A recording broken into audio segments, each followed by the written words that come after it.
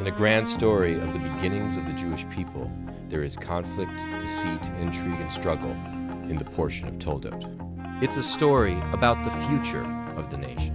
He is the only one of the patriarchs who do that. It's a kind of an amazing theological statement.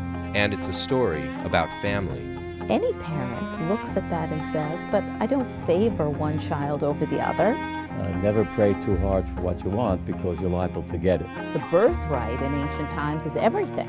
It's a story that changes history.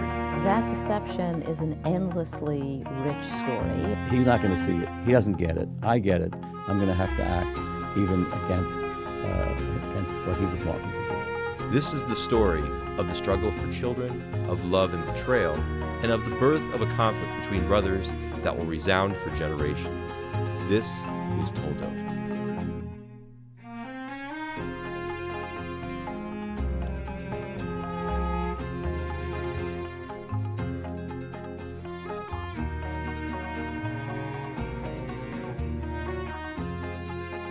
The struggle to have a child is a common theme among many of the matriarchs and patriarchs of the Bible. Isaac and Rebekah pray for more than 20 years to have a child, and their trial continues to speak to us. One of the most interesting things about Isaac and Rebekah's relationship is that when Rebekah can't conceive, Isaac prays with her to God for a child.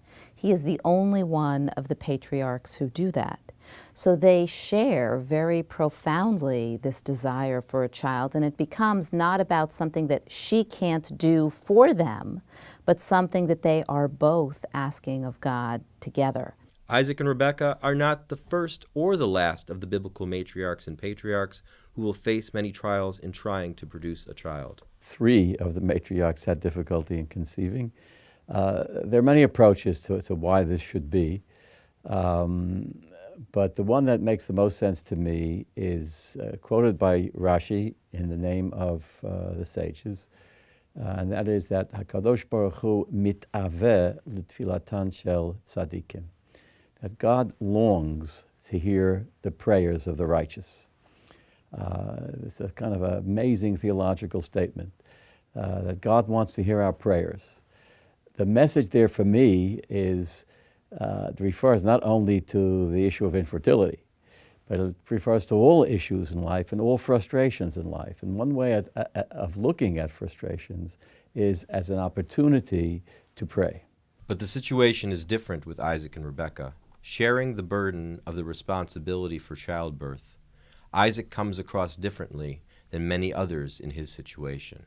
It's also really interesting that Isaac is the only one of the patriarchs who does not take a concubine. Isaac really deepens their relationship, right, by sharing this moment and acknowledging that this is something that they long for together. So many couples who struggle with fertility issues report, it's almost uniformly reported, about what a great amount of tension that puts on their relationship. And here, going back to such an ancient model, right, to an ancient society when childbearing was about the survival of the household.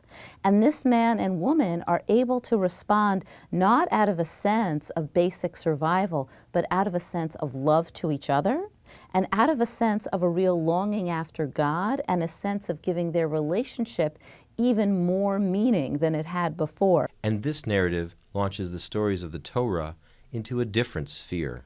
We begin to really grasp, I think, in these stories of the Torah, the elevation of the society that is taking place, where people, even amidst a life that was so harsh, where so many women died in childbirth, where there was such a very high rate of infant mortality, where so few people lived to anything like middle age, really, where we find our ancestors taking an experience and deepening it in love and elevating it to pursue holiness.